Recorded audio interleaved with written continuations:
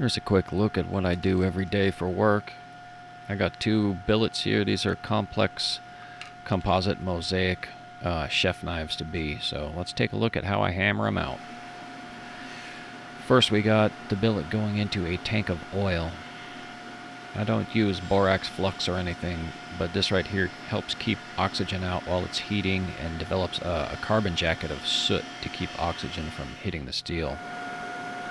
Now we're heating it up in the fire here. You can see the oil burning off. I try to rotate it to keep the heat even. Heat's coming up there, you can see on the PID controller. Now we're almost up to heat here.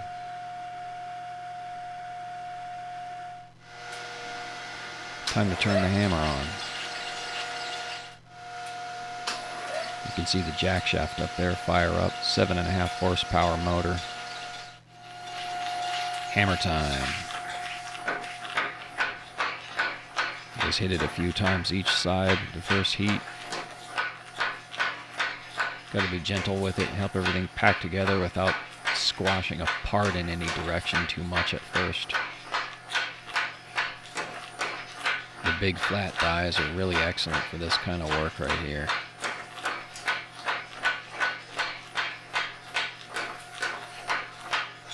Kind of alternate, keep everything packed together.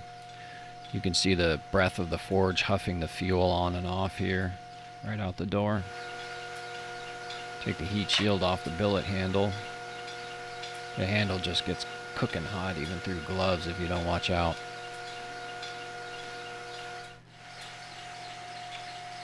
Different view of the hammer. The second heat, still going at it pretty mellow. You can kind of feel when things start sticking together. On these, there's 15 and 20 shims casing the outside of the billet, so you can't really see the pattern show up while it's hot. But that really helps keep it together the more complex pieces there are. The edge bars on each of these are several pieces as well.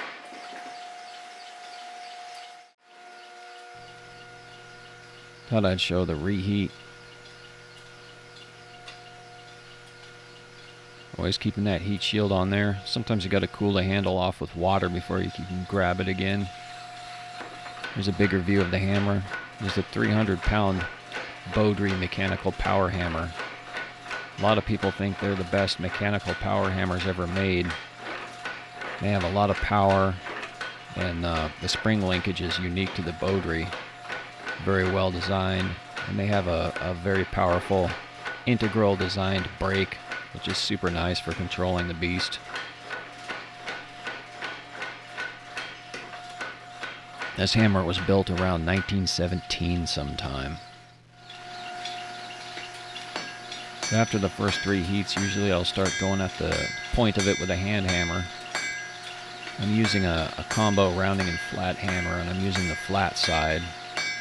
Try not to put any dents into the pattern, so I'm using the flat side and hitting with very wide blows. I'm not trying to move the material like I would if it was a mono steel. I really have to think about pattern flow and not have any abrupt hits visible or disruptions in the pattern. You can see I alternate and I run back to the hammer and keep it flat.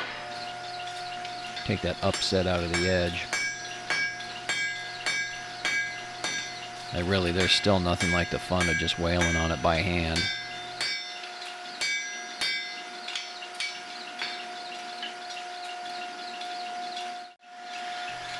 That's a really nice custom hand hammer made by Steve Howell of Ballard Forge in Seattle.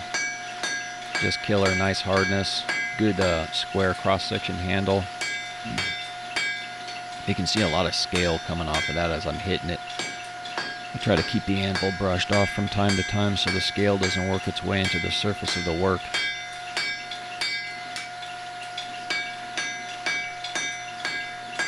Pretty warm day outside the shop for a winter day, but boy, after running the forge and doing a little bit of this hand hammering, it makes you want to take your coat off real fast.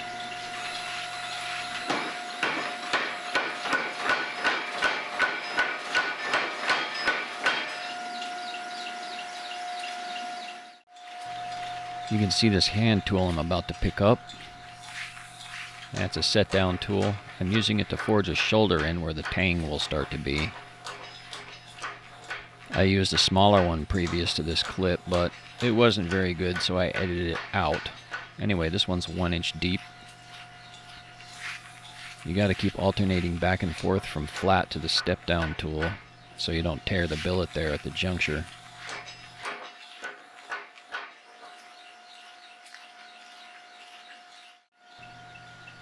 Back to the hand hammer. A little bit more work on the tip profile. Drawing the heel out in this heat. Kind of narrowing it there.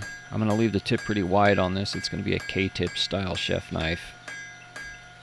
And that's good for pattern presentation, among other things. Listening to a podcast at the moment in my wireless earbuds. The Blacksmith's Pub. That one's always fun to listen to, guys. Just kind of chatting about shop stuff while I'm actually hammering.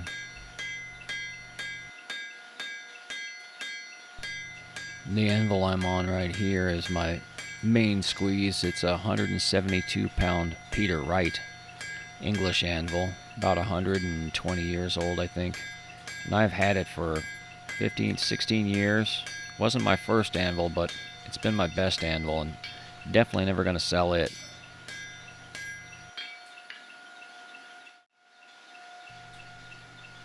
Still working with the cross peen on this heat. Alternating sides. That's one of the things about forging a chef knife, is always drawing the heel out as wide as you want it to be. Particularly with Mosaic Damascus with an edge bar, you really want to have the entire edge of the knife out to the width you want and to the exact shape that you want, because if you grind it significantly different after you forge it, then it really looks bad for the pattern flow. You always got to be having things like that in your head when you're forging knives with a complex pattern.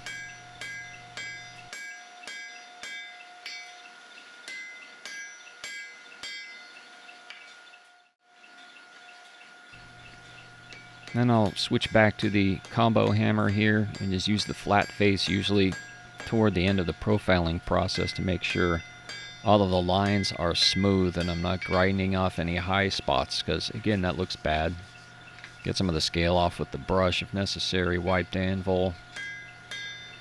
True everything flat. You want to be real deliberate and methodical in your approach with highly patterned material.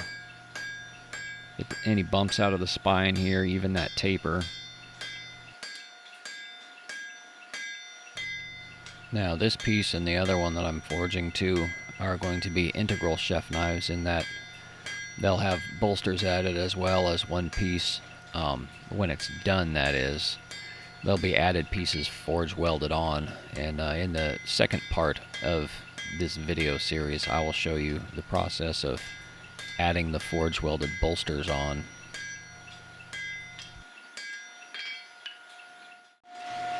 Here we're going into the 10 horsepower rolling mill. I'm doing this just to even out the thickness, particularly from the spine to the tang. I'm adjusting another 32nd of an inch, rolling it through one more time, get it a little thinner, a little bit longer. And you can see it stretched the spine out but not the edge, so it puts a curve into it.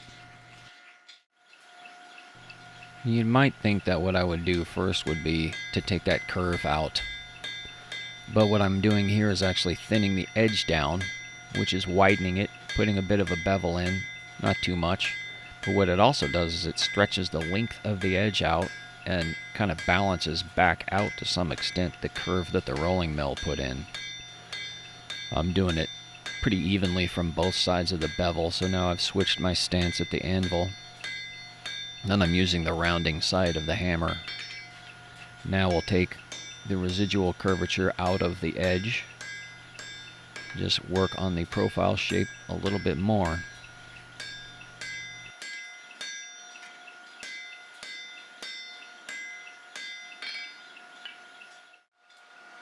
Here I'm using actually a wooden stump with a dished out top and a plastic dead blow hammer to forge exactly the curve I want in without denting the pattern. Because like I say, you don't want to grind that shape into the edge. It disrupts your pattern flow. And I'm going up to the Trenton anvil there in the background to flatten everything out again. That anvil has a dead straight, hard top. So I keep it by the rolling mill to actually serve as a nice straightening anvil right there at hand. Now you may be wondering, why the camo pants? Well, all I can say is, having tried it, you just make better knives wearing them.